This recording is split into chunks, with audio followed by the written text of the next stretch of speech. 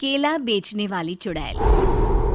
एक बार की बात है, जादूपुर नाम के एक गांव में करतब दिखाती एक औरत एक रेड्डी के लिए गांव में आती है। आइए आइए मेहरबान कदरदान, खाइए रोहड़ा के ताजे ताजे केले। कभी खाए नहीं होंगे ऐसे केले, पीले पीले केले खाइए। ये कहकर रोहड़ा हाथों में 4 केले लिए उन्हें सर्कल में जोर जोर से हवा में उछालती हुई करतब दिखाती है, जिसे देखकर आसपास के सारे बच्चे अपने अपने मम्मी पापा से उस औरत के पास जाने की जिद करने लग जाते हैं। पापा, ऐसा तो सर्कस में बॉल से होता है ना, ये आंटी तो केले से कर रही है। चलिए ना पापा, देखते हैं। रोहड़ा एक पतली सी तार पर चलती हुई केलों से करतब दिखाती है। आते जाते सभी लोग बाहर रुककर उसके करतब देखते हैं और वाह वाही करते नहीं थकते। जैसे ही एक आदमी पास आकर उसे पैसे देने लग जाता है, तब वो कहती है, अरे नहीं नहीं साहब, मैं करतब तो बच्चों के मन को बहलाने के लिए करती हूँ। धंधा तो मेरा केले का है। पीछे देखो मेरी रिड्डी, जो भी मेरे केले खाएगा मेरी तरह चुस्त दुरुस्त और तंदुरुस्त हो जाएगा। पता चलता है क्या कि मेरी उम्र 55 की है। अरे पर ऐसे ठंड के मौसम में कोई केला क्यों खाएगा?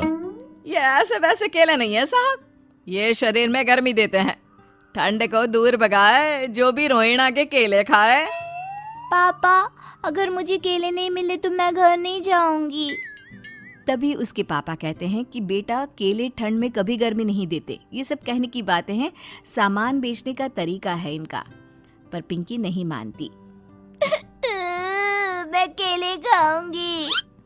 पिंकी की जिद के आगे नत्थू हार जाता है और उसे केले खरीद कर दे देता है। पिंकी खुश होकर केले घर ले आकर खाती है।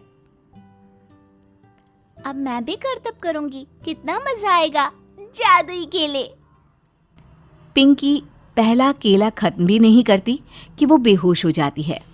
दूसरे केले से एक काला धुआं आता है और रोहड़ा चुड़ैल बनकर बाहर निकल आती है। मेरे भूतिया केले बच्चे न खाए, ऐसा हो ही नहीं सकता। जादूपुर वालों, कब तक बचोगे? आ गई हूं मैं रोहड़ा, जिसका कोई नहीं कर सकता सामना। रोहड़ा पिंकी को गोद में उठाकर काले धुएं में कहीं गायब हो जाती है। शाम के वक्त नत्थू घर लौटता है और पिंकी को घर में ना पाकर उसकी माँ से कहता है, माँ पिंकी कहाँ है? अरे बेटा, उसे तो तू सुबह करतब दिखाने ले गया था ना, फिर कहाँ वापस आए तुम दोनों? मुझे लगा तू उसे अपने साथ मंडी ले गया होगा। हे भगवान, मेरी बच्ची कहाँ गई? मैं उसे घर ही तो छोड़कर गया था माँ। नत्थू गांव के घर कोने में अपनी बेटी को ढूंढता है, पर उसे वो कहीं नहीं मिलती। परेशान होकर आखिर रो रो कर नत्थू हिम्मत हार कर घर लौट आता है। अगली सुबह रोहड़ा फिर से करतब दिखाने आती है और इस बार पिंकी की तरह रोनी केले खरीद लेता है। 50 रुपए दिए थे पापा ने, सारे पैसों की मैंने केले खरीद लिए हैं। अब मैं भी आंटी की तरह ही करतबबाज बन जाऊंगा।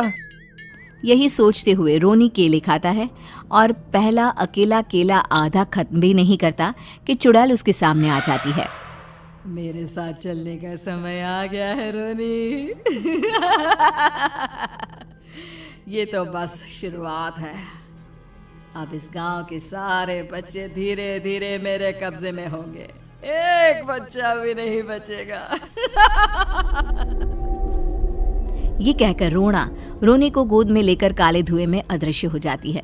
इसके बाद हर रोज गांव में से कोई ना कोई बच्चा गायब होता, पर ऐसा क्यों हो रहा है किसी को भी समझ में नहीं आ पा रहा था।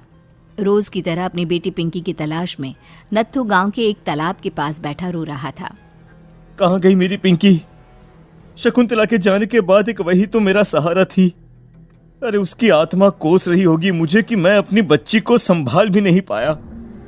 नत्थू ये कहता हुआ रो ही रहा था कि तभी तालाब में से उसे शकुंतला की आवाज सुनाई देती है। कहाँ थी तुम शकुंतला? हमारी बच्ची और सारे गायब हुए बच्चे रोहड़ा के कब्जे में हैं। वो बच्चों को जो केले देती है उससे बच्चे बेहोश हो जाते हैं और उसके कब्जे में आ जाते हैं और वो उन्हें ले जाकर काली दुनिया में ले जाती है। पर वो ऐसा क्यों कर रही है? ये मैं नहीं जानती, पर उस दुनिया का रास्ता मैं आपको बता सकती हूँ। जहां ये नदी खत्म होती है वहां एक केले का पेड़ है, उसके नीचे एक दरवाजा है, वहीं से रास्ता जाता है उस दुनिया का। ये कहकर शकुंतला की आत्मा गायब हो जाती है। गांव के सभी लोग झुंड बनाकर उसी रास्ते से काली दुनिया में चले जाते हैं और वहां देखते हैं कि सारे बच्चे वहां काम कर रहे थे। पापा मुझे ले चलो यहाँ से। पापा पापा। सभी बच्चे अपने मम्मी पापा से लिपट जाते हैं। तो तुम लोग यहाँ तक आ गए? क्यों हमारे बच्चों को पकड़ लिया तूने? तुझे शिकार ही बनाना है तो ले, हम सब आ गए हैं, हमें खा ले। नहीं, मुझे बच्चे चाहिए। मेरे बच्चे के बदले तुम लोगों के बच्चे। क्या मतलब? मैं इसी गांव में रहने वाली एक औरत थी। केले की चोरी के इल्जाम में मेरे बेटे को गांव वालों ने इतना मारा कि वो मर गया। उसी दिन मैंने ठान लिया कि गांव वालों का भी वही हाल करूंगी। कुछ दिन बाद बेटे के चले जाने के दुख में मैं भी मर गई और मेरी भटकती आत्मा एक चुड़ैल बन गई। और फिर मैंने बदला लिया तुम सबके बच्चे छीनकर। बर्दाश्त नहीं कर पाए ना? सोचो मुझ पर क्या बीती होगी। हमें माफ कर दो रोना। पता नहीं ये किसकी गलती थी, पर हम सभी माफी मांगते हैं। हमारी खुशियां लौटा दो, तुम भी तो एक माँ हो। गांव वालों की बात सुनकर रोना का मन पिघल जाता है और वो बच्चों को छोड़ देती है। उसके बाद काली दुनिया बच्चों के लिए जादुई दुनिया बन जाती है। अब कोई भी कभी भी वहां आ